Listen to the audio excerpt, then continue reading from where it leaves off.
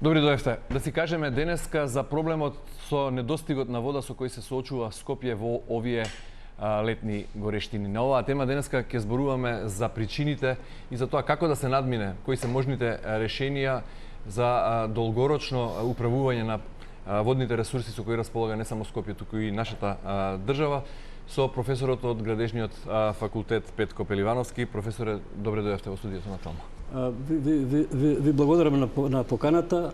Поздрав до гледачите на утринска на Телма. Професоре,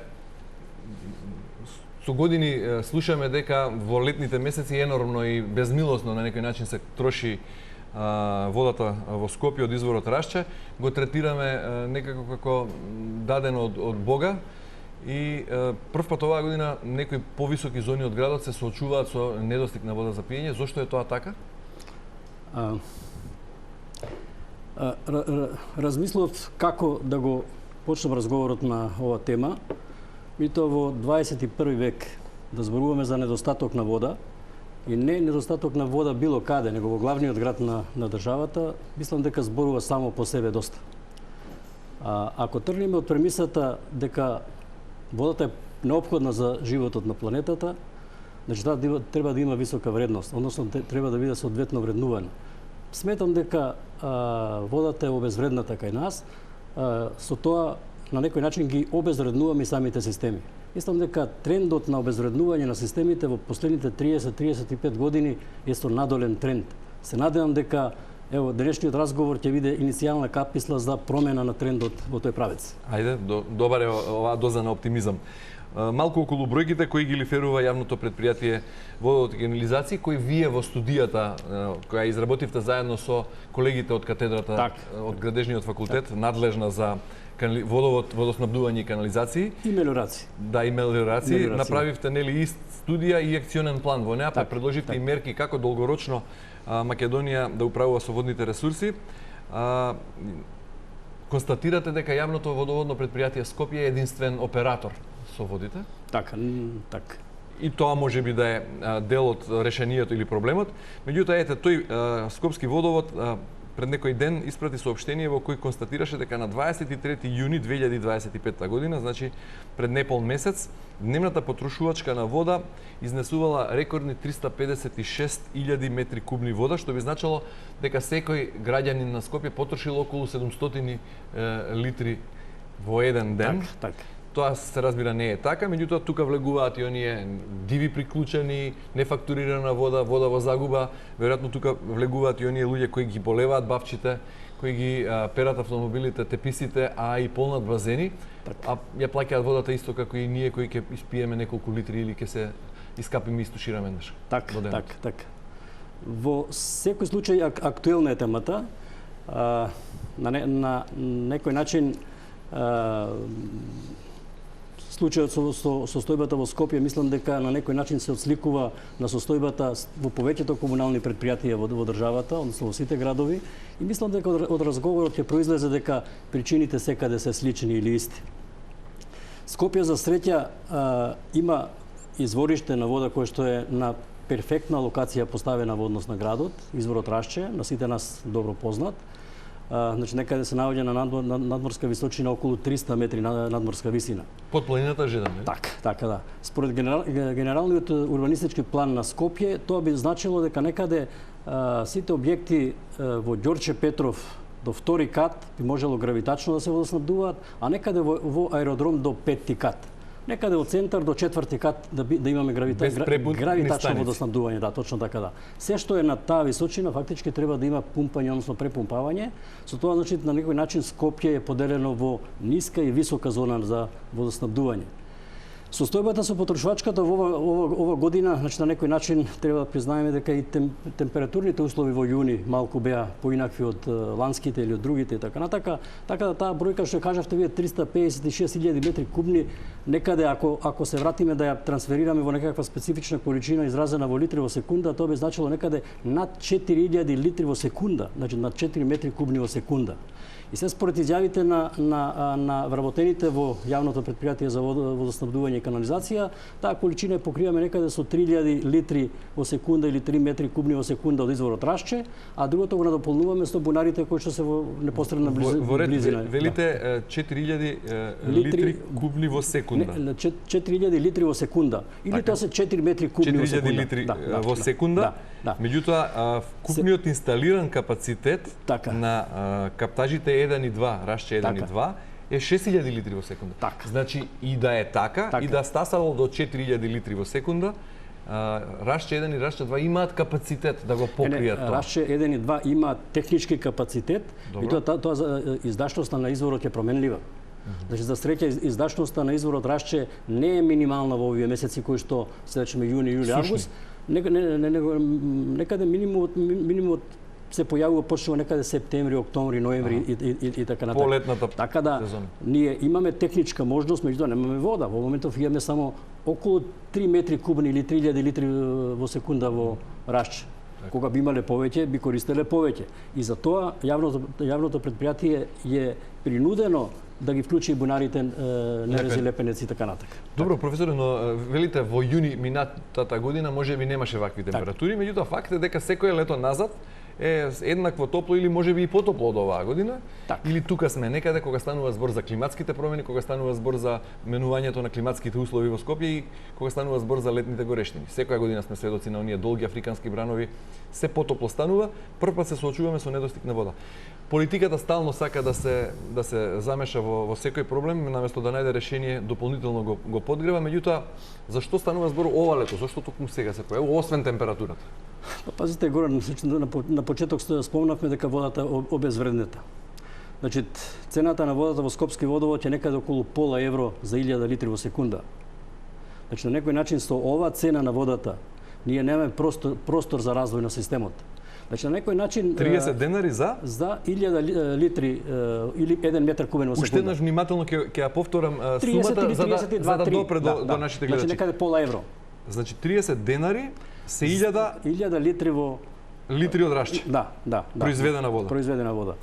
И сега ако направиме споредба со минерална вода, со водата од маркетите што ја купуваме во пластични шишиња, значи 1 литро кошта 20 денари. Значи за 1000 литра минерална вода вие треба платите 20.000 денари. И сега на некој начин за да ја сватиме вредноста како безмилосно ја трошиме, како ја подценуваме оваа чаша вода, веројатно. Така е, точно така, да, апсолутно да.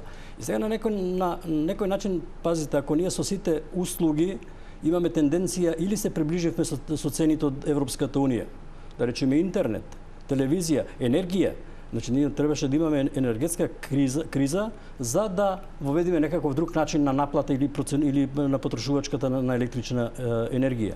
Сметам дека кога реков дека водата е обезвреднета со право, бидејќи цената на водата во европските земји, ево речеме во Германија, некаде се движи од 3 до 6 евра, значи за водоснабдување и одведување на отпадни води, нормално вклучително и пречистување на отпадните води.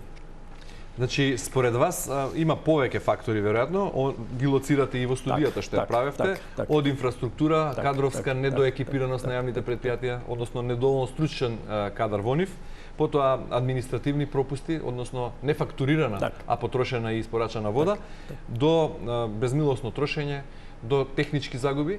Меѓутоа, клучниот проблем вие го ставате во подценетоста, односно во немањето на вистинска цена на водата. Така, значи на некој начин ние сакале да признаеме или не, клучот е во цената, клучот е во парите.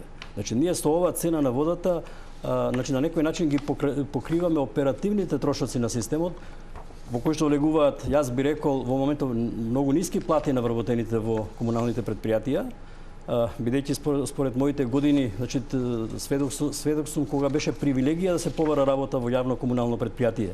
Денеска скоро никој да не сака да се вработи во такво предпријатие. Значи тука влегуваат исто трошоците за енергија. Енергијата кај нас е иста со енергијата на запад, цената на енергијата и така натака.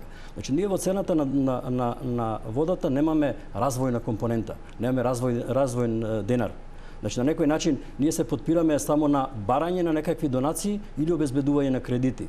Треба да ни биде јасно дека секога поскапо е да инвестирате со кредит, него самите да платите, односно да воведите развојна компонента. Кога веќе ги спомнавте тарифите за енергетика, за струја, кои ги направивме точно така по енергетската криза во 2022-та, Така. какви тарифи сугерирате? Веројатно и во акцискиот план предвидовте и тарифи за водата. Така, На надлежните им сугерирате како треба да се фактурира. Веројатно нема да плаќаме исто вода ако трошиме дома само за готвење, за пиење и за туширање, со оние кои со истата таа вода поливаат бавчи или полнат базени.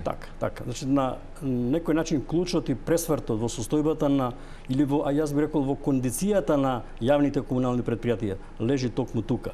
Значи на некој начин воведување на тарифа, пазите, ако ние немаме култура на потрошувачка на вода, ако апелите не помогнуваат за рационално трошење, треба да имаме соодветни мерки. Значи во тарифата предлагаме воведување на тарифа во зависност од волуменот на потрошувачка. Значи дали во месецот ќе потрошите 20 метри кубни, дали 40, 60, 80, 100 и така натака. Значи тие што се моćни, што се економски моćни, може да потрошат многу, меѓутоа треба соодветно за тоа да платат. Тој вишок на вода што го трошат треба да го платат по повисока цена, точно така, веројатно. апсолутно. Не по иста цена како што ги трошат и првите кубици. Треба да ни е кристално јасно дека ние имаме систем за водоснабдување за питка вода. Значи, друга е проблематиката на мелиоративни системи за наводнување. Значи, овој систем не е за наводнување на градини. Јас би рекол дека дури овој систем не треба да се користи ни за заливање на парковски површини. Значи, може да искористиме други ресурси за тие намени. За наводнување. Понатака, исто така, значи, кога зборуваме за тарифите, мислам дека неопходно е во цената да воведиме фиксен дел на потрошувачка. Што подразбирам под фиксен дел на потрошувачка? И то на некој начин имаме доста станови во Скопје кои што се изградени се празни.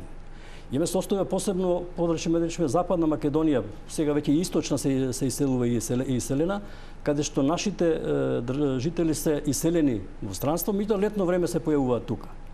И плаќаат летно време вода само за потрошувачка на тој месец кога ќе дојдат. Сега не е така. Сега не е така. Значи, на некој начин комуналното претпријатие треба да го држува системот во кондиција 12 месеци. Вие не сте тука за кога ќе дојдете, кога ќе отворите на славината да имате вода. Значи на некој начин трошоците на комуналното претпријатие се во текот на целата година. А не може вие да плаќате вода само на потрошена вода во моментот кога сте дошле во државата.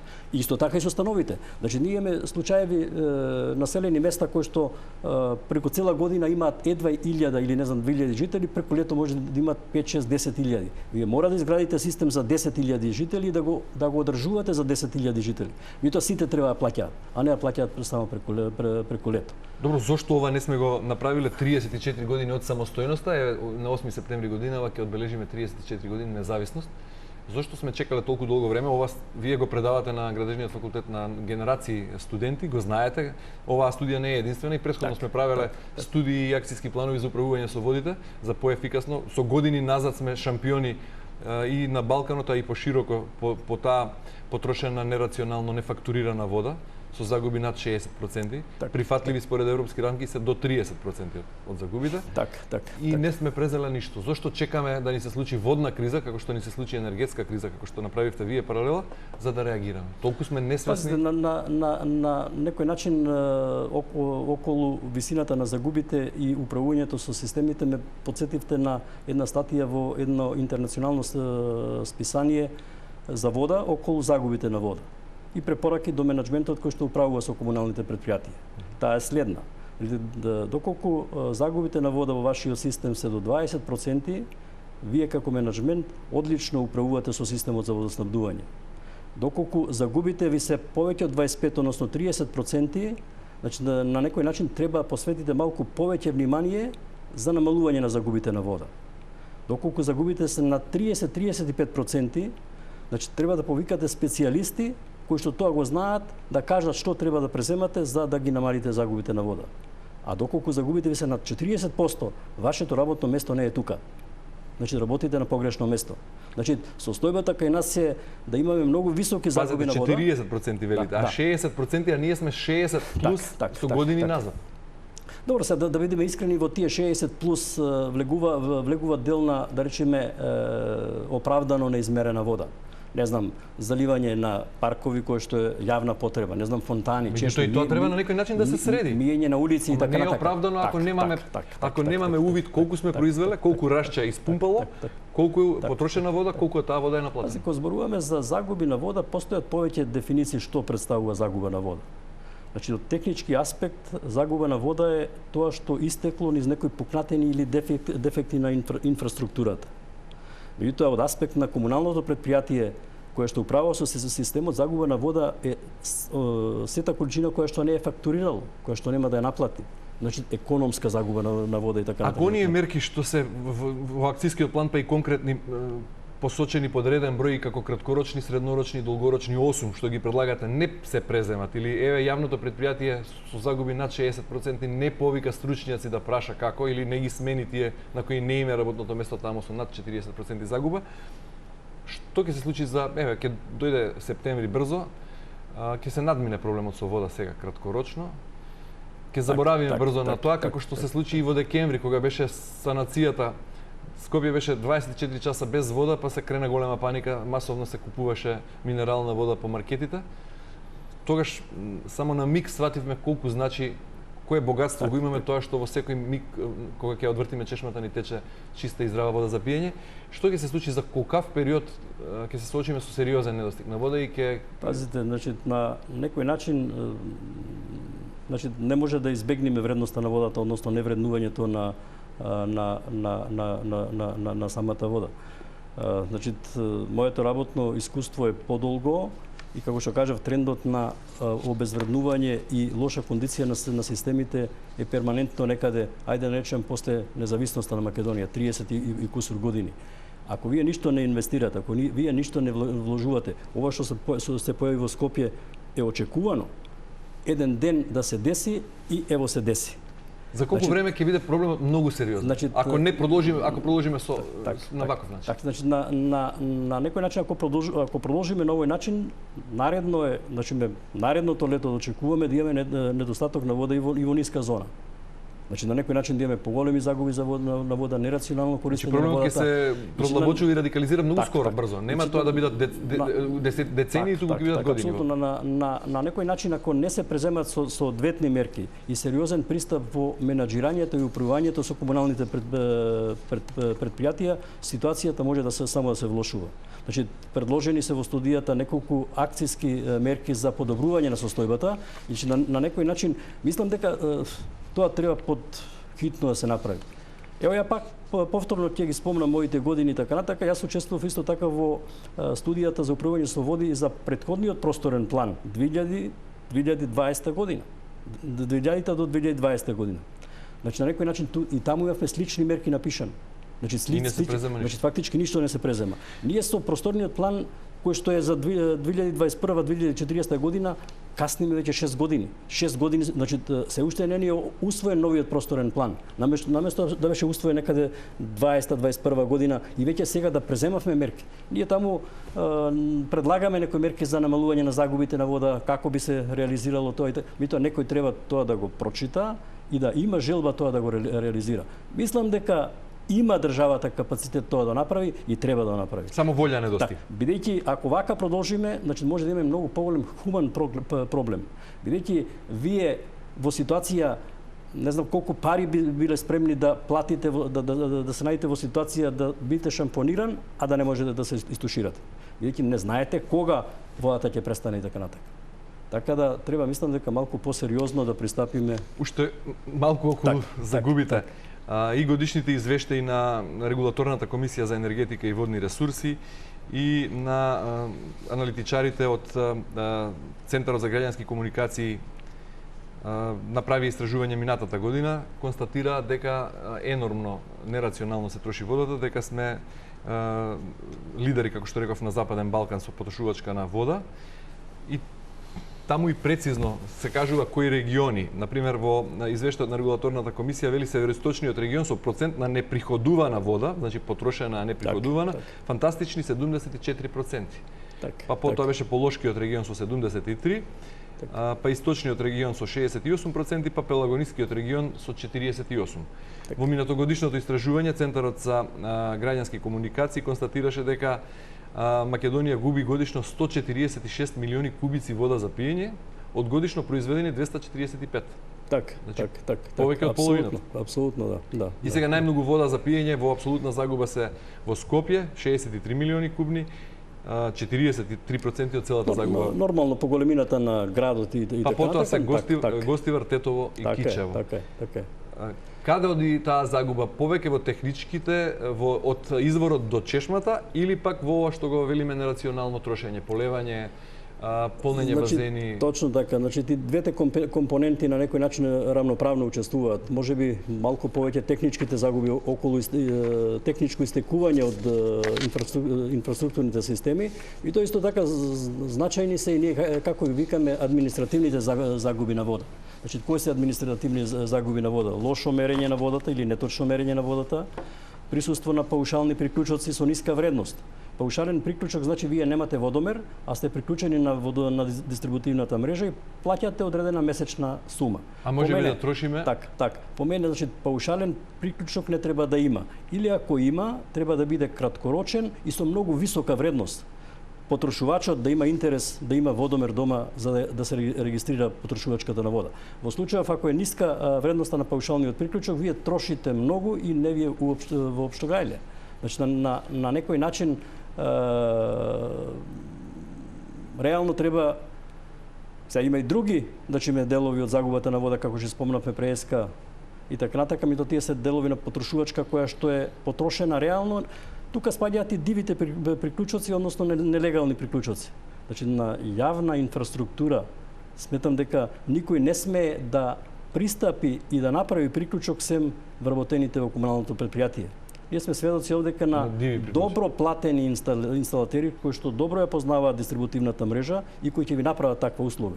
Имаме состојба да такви инсталатери да имаат повисоки приходи, да не решаме од стручните лица во комуналното предпријатие, што на некој начин негативно се одразува и на другата состојба нормално. Професоре, се ова што го зборувате јавно денеска, да си кажеме, сте го кажале на надлежните, например, без разлика во кој ешалон сега или претходно, во Министерство за транспорт и врски како надлежно, во Министерство за животна средина, во јавното предпријатие водовод и канализација во град Скопје, сте зборували со луѓе кои се политички чинители и кои се фактори на управување, оние кои ги донесуваат политиките? Пази, Горан, нашето зборување преку изработка на ваква документација. Не, дали ве прашал некој, дали ве повикал некој за мислење и да ве праша што треба да направиме? За волја на вистината на неколку градови сме направиле студии, односно мастер планови за состојбата на мрежата, бидејќи постојат современи алатки каде што вие со соодветно симулационо моделирање може да лоцирате каде се загубите на вода и да предложите мерки и така натака. Сме работеле таков мастер план за Тетово кој што треба постапува, за Струмица претходно сме работеле, Струмица постапи по тоа и така натака. Добро, рековте со децении работите на проблемот, не се презема ништо, како што констатиравме 35 години не е направено, да речеме, тарифирање, не знам од кои причини, меѓутоа од нели уште од времето на Јустинијан, нели, за аквадуктот, уште тогаш сме имале водовод, односно на овие простори имало водовод. Сега водовод на јавното предпријатие на насловната страница вели 118 години чиста и здрава вода за пиење. Од 1907 практично датираат првите бунари со чиста вода за пиење ископани тогаш во близина на реката Вардар. Значи во кралството СХС или претходно. Во некои други држави, кога сме немале собствена држава, а се подоцна е направено во 1936 првата каптажа Раше, 1964 историски сега еден кус преглед и последно нешто што е направено во таа водоводна мрежа е 1992, тој веројатно цевково до железара. И од тогаш наваму не тој цевково до железара транспортираше вода за потребите на железара. Со престанувањето на активноста на железара фактички се искористи за водоснабдување на Скопје и можеби за среќа. Значи на некој начин инвестирањето во системите не може да се направи, односно доколку немате доволно средства за капитални инвестиции, за развој на системот и така натака. Така да сметам дека инфраструктурата влегува во застарен период, значи некаде кажуваат од 63 година, 40-20, значи 60 и кусур години. Значи на некој начин ние сериозно треба размислуваме за рехабилитација и така и одржување на таа инфраструктура. За тоа се потребни инвестиции. Значи, според анализите, намалувањето на загубите на вода по инвестиција се многу помали отколку инвестирање во нови изворишта за вода. Значи, вие, ако некаде барате ново извориште на вода за 1 литар во секунда, во споредба со инвестиција 1 литар во секунда намален во загубите на вода во системот, значи на некој начин загубите на значи намалување на загубите на вода по инвестиција е 3 до 5 пати помала инвестиција него нови изворишта на вода и така натаму. Според ова, значи, она што го имаме како природно богатство, како нешто дадено, како феномен даден од Бога или од природата, треба веднаш да тргнеме во заштита со конкретни мерки. Еве, што предлагате вие во студијата 2021-2040 за управување со водите во Македонија?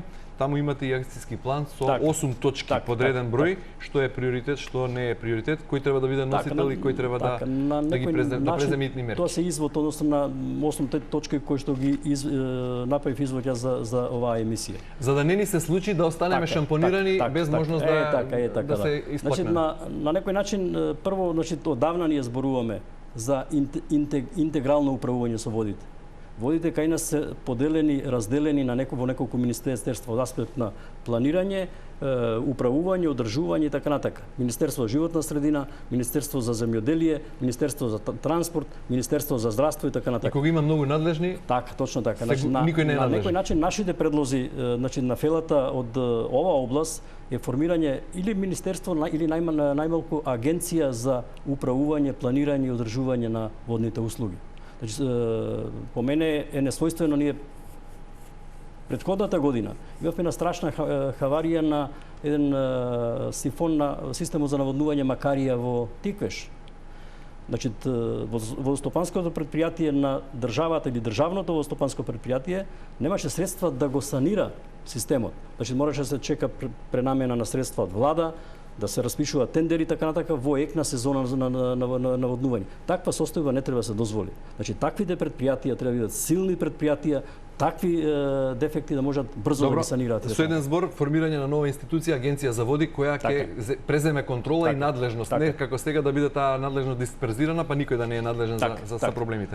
Понатака... Втора точка, мораме побрзо само, имаме 3 минути да ги наброиме сите точки што ги предлагате на надлежните.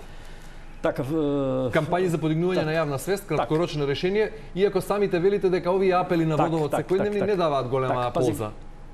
Кампања како кампања може да зборуваме, меѓутоа конкретни се потребни се други мерки. Значи треба, значи наредна мерка е таму промена на перформанс индикатори за пратење на успешноста на менаџерскиот тим, она што го спомнавте. Така, точно. На некој начин менаџментот кој што ќе влезе во јавното комунално предпријатие треба да знае, односно да ја знае состојбата каква е на системот и каква ќе остави понатака. И тоа да му влезе во CV за наредно вработување и така натака и така натака. Значи што се перформанси да ги сведе загубите по 20%, ако не по 20, барем по 30. Така. Значи ние во студијата за просторниот план сме предвиделе до 2040 година загубите од 50-55% да ги сведеме на 30.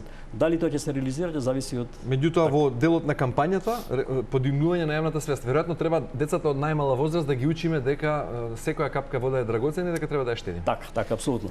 Број 4, иницијатива за обезбедување на економска вредност на водата, тоа што го зборувавте, тарифите. Апсолутно, точно. Значи воведување на посебни тарифи во зависност од потрошувачката на вода, од количеството. Позитивно е што тарифите ги регулира регулаторната комисија. Значи, службата таму, секторот за водни услуги, треба соодветно да работи на тоа околу промена на моделот за определување на тарифата на цената на водата. Значи, клучно зборува, значи на некој начин ги направивме параметрите. Да, рековте тарифи, фиксен дел на цената, воведување за оние кои не се постојано тука. Точно. Развоен дел на развоен дел и нормално воведување на соодветна социјална стапка, прифатлива стапка. За социјално ранливи категории. Точно така, апсолутно да. Исто како со струјата, нешто слично. Така. Добро, под број 5 измена и дополна на Законот за снабдување со вода и пиење, мастер план за водоводна и канализациона инфраструктура. На некој начин почетокот на намалување на загубите треба тргне од тука. Значи имате соодветна анализа, студија, мастер план каде што ќе се согледа состојбата на системот, на инфраструктурата и ќе се предложат мерки за нивно намалување и така натака. Понатака, исто така, мислам дека Мастер план за водоснабдување и одведување на отпадните води како подлога при изработка на така, значи често пати при изработка на урбанистичките планови, било да станува збор за ДУП или ГУП, значи детални или генерални урбанистички планови, често пати урбанистите тргнуваат на некаква претпоставка да добијат комуналното претпријатие. Мора да има студија направено и врз основа на таа студија да се развива системот понатака. Добро, и потоа уште под 7 и под 8 мониторинг и контрола на количината на вода на зафатените извори и катастар на подземна комунална хидротехничка. За да имаме активности во намалување на загубите на вода. Бидејќи државата водата продава на изворот. Треба да се регистрира количината на зафатена вода кај извориштата на вода. Во случајов кај изворот расче, понатака се после расче што влегува во системот е загуба на системот, за кое што треба води сметка да јавното комунално претпријатие да се намалат соодветно тие загуби. Веројатно некад не е прецизно дадено, посочено како мерка, меѓутоа опфатено е санација, односно инфраструктура, нова инфраструктура, инвестиции во инфраструктурата. Апсолутно, треба ли да се заменат цевководите полека, бидејќи се тие исто 60 години. Колкав е нивниот век на траење? На некој начин во неколку градови во држава често пати ќе сретнеме случаеви по дефолт замена на цевководи, без причина, без и така натака. Значи претходно рековме мора да имаме мастер план кој што ќе ги дефинира слабите точки и тука ќе се пристапи. Не по дефолт замена на азбестни цевки. Азбестот како азбест во системите за водоснабдување не е апсолутно штетен. Значи таму кај што немате проблем со истекување, со загуби на вода на азбестните цевки, немој да ги пипате, немој да ги дирате, немој да ставате други материјал кој што можеби утре ќе биде спорен и така натака. Значи замена на цевководи и рехабилитација таму кај што имаме проблеми. Професор Блевјански, благодарам многу за гостувањето во Утринска. Благодарам и јас и на некој начин земав обврска да ги поздравам моите внуци кои што моментално се во Македонија. Јас наместо се дружам со нив, покажав дека ќе доаѓам на телевизија кај вас и рекоа дедо барем да не поздравиш. Ево ги поздравувам. Еве и да се напиеме една вода на крај. Так, на здравје. За да знаеме да ја цениме. На здравје, професор, ви благодарам за гостувањето.